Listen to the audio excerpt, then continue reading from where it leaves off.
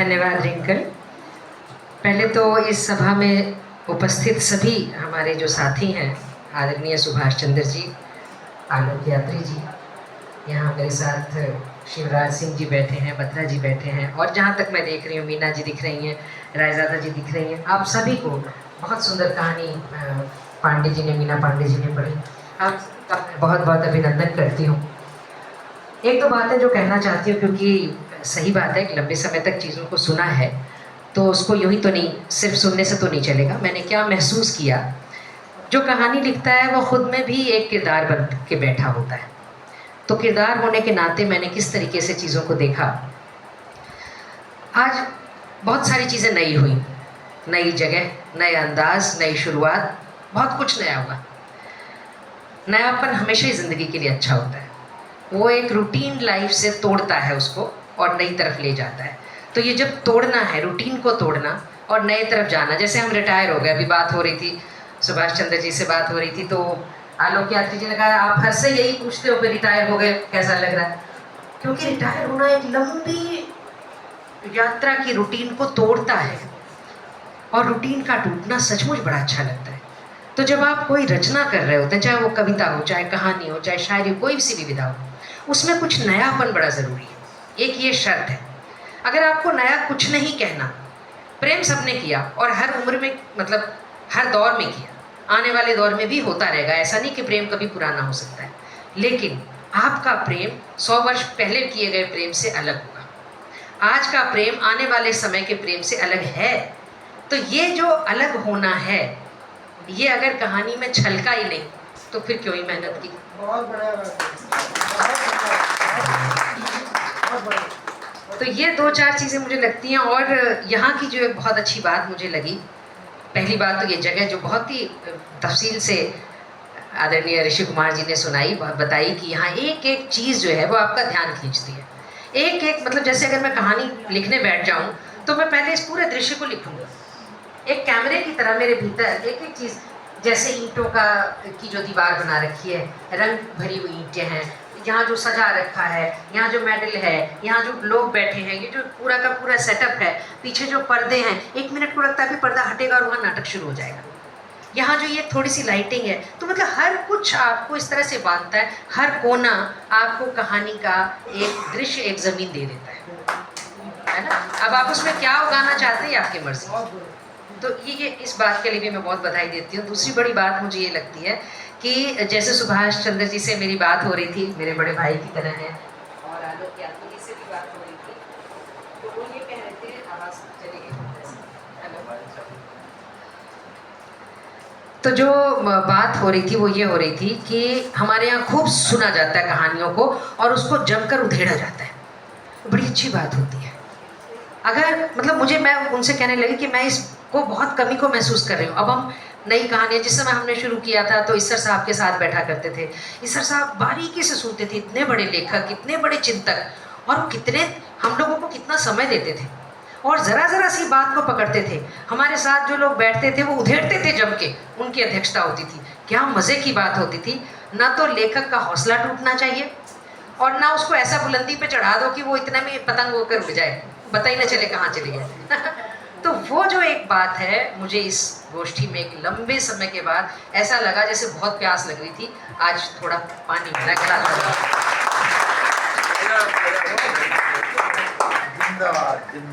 अगर हमने ये भी कह दिया कि कहानी नहीं बनी, तो भी इस तरह से कहा कि कहानी लिखने वाले के हाथ में कलम थोड़ा कुलबुलाई चली नहीं गई हाथ से। बस ये हमारा ख्याल रखना चाहिए कि कलम छूटने ना पाए।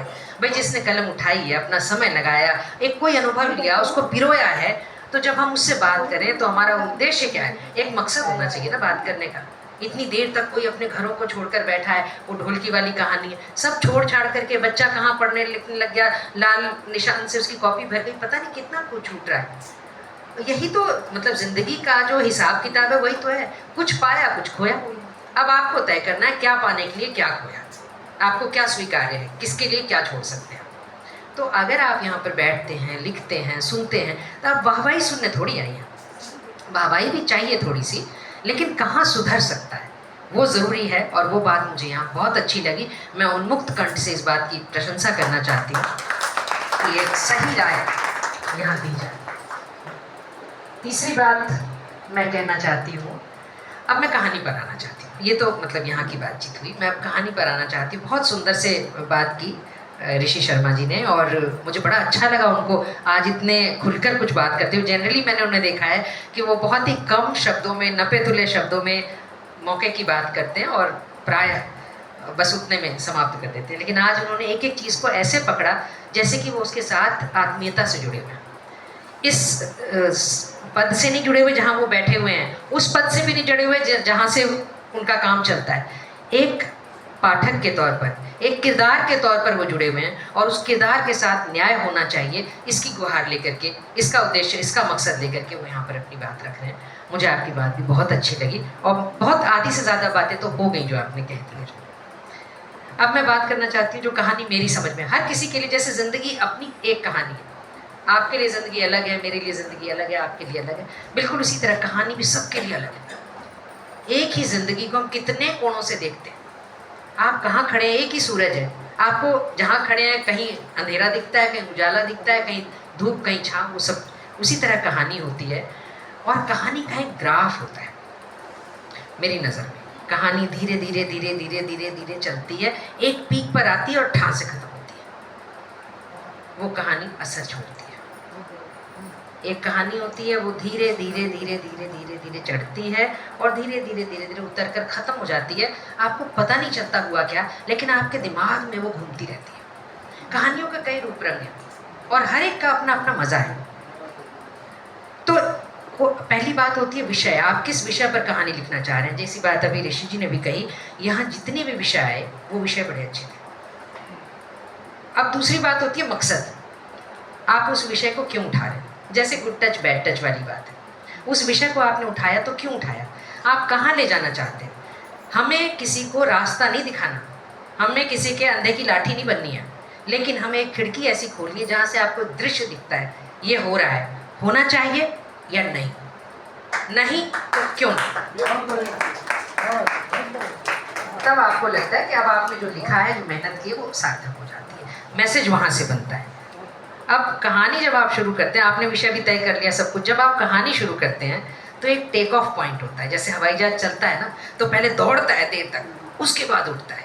तो बिल्कुल उसी तरह एक विषय, एक विचार आपके दिमाग में कुछ देर तक घूमता है, चक्कर-घन्नी। जब आपका दिमाग बिल्कुल उलट पुलट हो जाता है ना, जैसे उन्होंने कहानी सुनाई अपने दोस्त की, उसकी प्रेम कथा सुनाई। अब वो कथा से अभी वो टेक ऑफ तक आ नहीं पाए थे, उन्होंने कहानी उठा दी। नहीं, आप पहले एक रनवे पे दौड़ता है जहाज, थर्स्ट पैदा करता है और फिर उठता है एकदम से, तब वो उड़ान भर सकता है और ऊंचे जा सकता है। लेकिन अगर आपने थोड़े में ही उठा दिया तो आप इतना ही उठेंगे और ऐसे गिर जाएंगे। पतंग उड़ाते हैं तो कैसे करनी देते हैं, पहले खींचती है ना, तब पहले खींचते हैं। तो वो सब कुछ वही मसला है कहानी का। तो आपको एक टेक ऑफ पॉइंट ढूंढना पड़ता है, कहाँ से उठाना है कहानी, और फिर कहाँ ले जाते हुए आपको कहाँ गिरा है। अब जो आपका पाठक है, मेरे को एक छोटी सी कहानी याद आती, जैसे आपने सुनाई वैसे मैं जब भी कहानी की बात करती हूँ, बहुत बहुत साल पहले, तब मैं कहानियाँ नहीं लिखती थी, मैंने तब उस कहानी को पढ़ा था, शायद कॉलेज के दिनों की बात होगी। मैंने कभी सोचा भी नहीं था कि मैं कहानियाँ लिखूँगी उस समय, और इसलिए मुझे बड़ा अफसोस है, इतनी मेरी प्रिय कहानी और मैंने उसके लेखक का नाम नहीं पढ़ा उस समय, मगर कहानी मेरे दिमाग से मिटती नहीं है। छोटी सी कहानी है, बिल्कुल छोटी सी कहानी, उसका शीर्षक था इतनी जल्दी। अगर किसी को ध्यान हो, किसी बड़े लेखक की हो सकती है कहानी, आप लोगों को ज़रूर पता होगी तो मुझे बताइएगा। तो कहानी में यह है कि प्रेमी प्रेमिका है, उन्होंने शादी कर ली, भाग के शादी की, घर द्वार छोड़ दिया, एक घर में आकर के किराए के मकान में रहे और शादी हो जाती है। अब जैसे ही शादी होती है तो अब वो लड़का भी भाग के आया, लड़की भी भाग के आई है, पैसा रुपया कुछ है नहीं, ज़िंदगी कैसे चलेगी पता नहीं। तो वो लड़की यहाँ से शुरू होती है कहानी कि वो अपनी चोटी बना रही है, रिबन बना रही है, रिबन लगा रही है, आंखों में काजल डाल रही है कि अभी वो पति आएगा। अब वो पति आता है, बड़ा थका हारा टूटा हुआ, क्योंकि आज भी नौकरी की कोशिश उसकी नाकाम रहती, कहीं नौकरी नहीं। और क्या खूबसूरती से, मैं भूल ही नहीं सकती अंदाज। वो आता है तो वो उसे प्यार से अपने पास बुलाती है और धीरे से उसका हाथ अपने पेट पर हिलाती है। बस इतनी सी बात है। और वो कहता है इतनी जल्दी, इतनी जल्दी।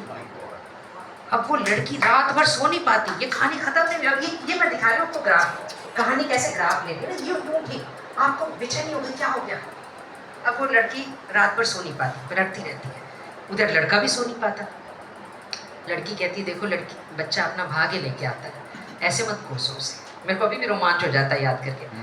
अगले दिन लड़का भी सोचता है, देखता हूँ, कोशिश करता हूँ। अगले दिन वो जाता है, उधर वो लड़का जा रहा है, ढूंढ रहा है नौकरी, उसको नौकरी मिल जाती है।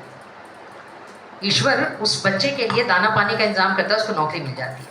इधर ये लड़की भी बड़ी परेशान है, सोच रही है क्या हुआ, सही हुआ, गलत हुआ, क्या हुआ। अब शाम को वो लड़का घर आता है तो वो लड़की उसको कहती है मैंने अबॉर्शन करा दिया। वो कहता है इतनी जल्दी।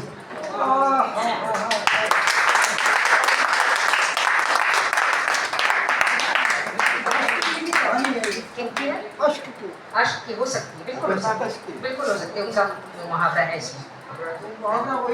तो वो जो बात होती है ना, मतलब मैं आपको जो बता रही हूँ ग्राफ, एक तो आपको बिल्कुल मजे का तब होता है खेल जब आपको पता नहीं होता कि अगले पॉइंट पर आप चौका मार रहे हो, छक्का मार रहे हो या बोल्ड हो जाओगे, कुछ नहीं पता होता। कहानी तब मज़ेदार होती है अगर पहले ही आपको पता लग जाए ये कदम उधर जा रहे हैं, उधर दरवाज़ा होगा, उससे निकल जाएगा और कहानी ख़त्म हो जाएगी, तो बात नहीं बनती। और जो चीज़, हाँ एक बात मैं ये कहना चाह रही थी, जो आपकी कहानी में खास करके मैंने महसूस किया, हमारी एक कहानी में ना ज़्यादातर, कहानी और उपन्यास में क्या फ़र्क होता है, कहानी में एक पीक पॉइंट होता है, 2-3 नहीं होते, एक पीक पॉइंट, ये ग्राफ होता है उसका। अब वो चाहे धीरे धीरे बने पैराबोला, चाहे एकदम से तेजी से शार्प बन जाए, वो अलग बात, पीक पॉइंट एक होता है।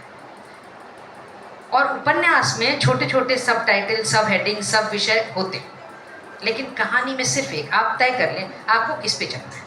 आपको अपनी कला निखारनी है, बच्चे को देनी है, या तो उसी पे कहानी को रखें, या आप वो जो अकेलापन है उस पर रखें, या फिर वो जो पति है वो नहीं उसको छूट देना चाहता, ससुर है नहीं छूट देना चाहता, इस विषय को ले लें। अब जैसे उस मामले में मैं कहती हूँ मीना पांडे जी की जो कहानी थी, एकदम एक विषय पर चलती है और उसका जो दृश्य वर्णन इतना सुंदर है, आपको पता ही नहीं चलता कि कहाँ पिरो रही है, आपको लगता है आप देख रहे हैं। तो आप नरेटर को कभी खुद नहीं आना चाहिए।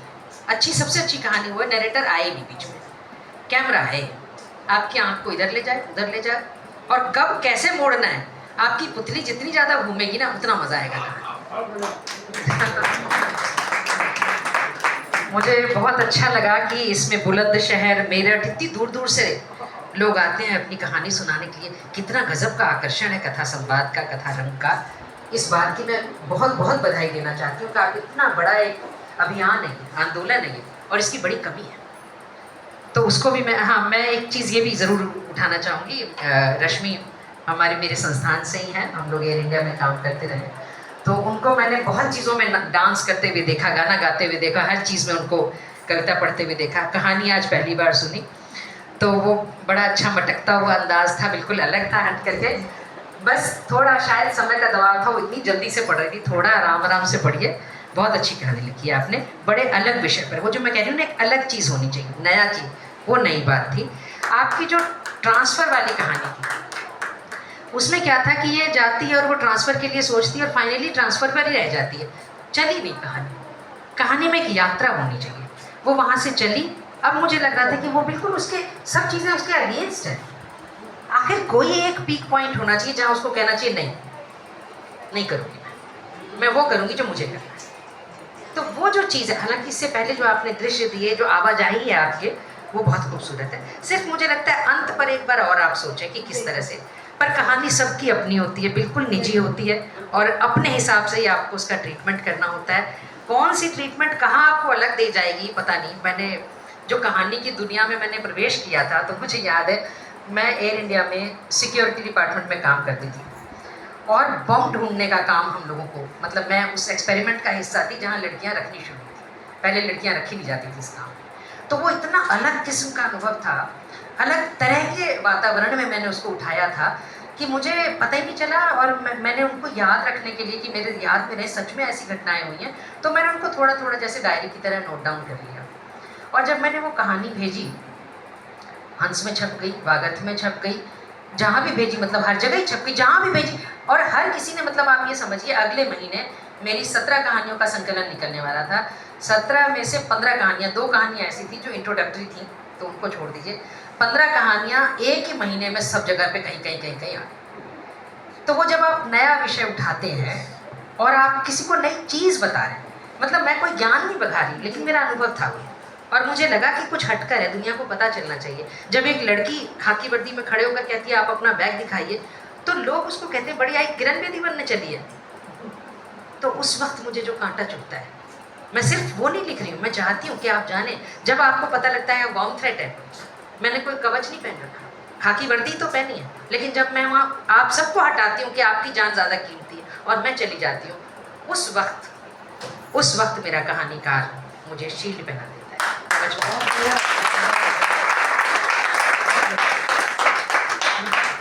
तो इन कहानियों का मतलब अच्छा स्वागत हुआ और बात लंबी होती जा रही है, लेकिन मैं रोकना नहीं चाहती अपने मन को, फिर भी मैं छोड़ती हूँ अपनी बात को, ये समझते हुए कि ये मौके बार बार आएंगे। आप लोगों के लिए ये बहुत बड़ी बात है कि हम ऐसी जगह पर बैठकर बात कर रहे हैं जहाँ हिंदी अकादमी जैसी संस्था हमारे साथ जुड़ी है।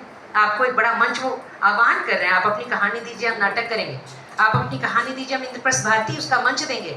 आपके पास इतना बड़ा ये जो सुंदर सा हॉल मिला है, उसके साथ बत्रा जी बैठे हैं, क्या पता उनको क्या क्लिक कर जाए, वो उस पर फिल्म बना दे और उसको ऑस्कर अवार्ड मिल जाए, उसको दादा साहब फाल्के अवार्ड मिल जाए। तो ये कितनी अच्छी जगह, इतना मतलब एक ऐसी जगह कि जहाँ से टेक ऑफ ही किया जा सकता है। अंतिम बात हो रही थी उम्र की।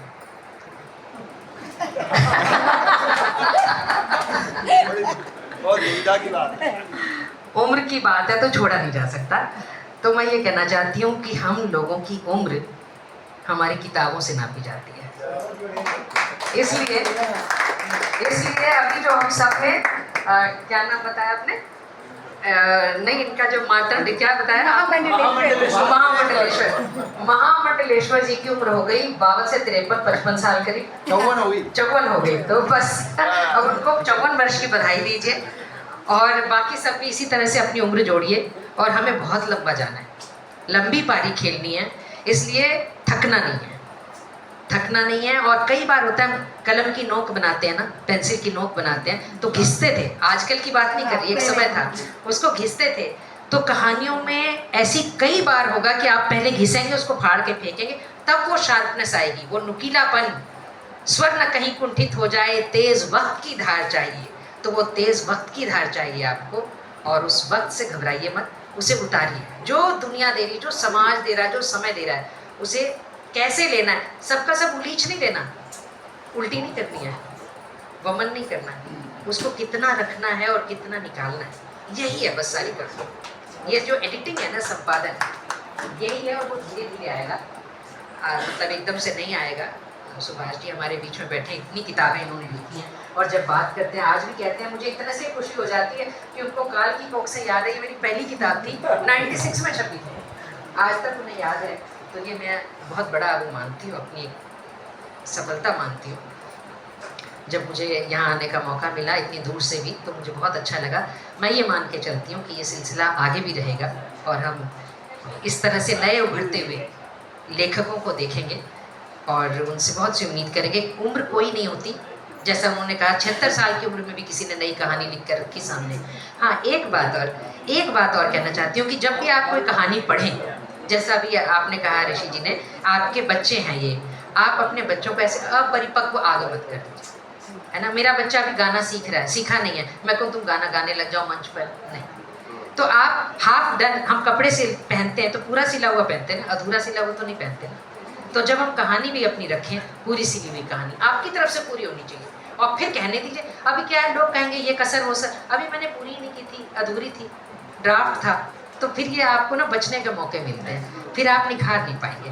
बुरा मत मानिए इन चीज़ों का, और अगर मुझसे कोई गलती हुई है, मैं माफ़ी मांगती हूँ।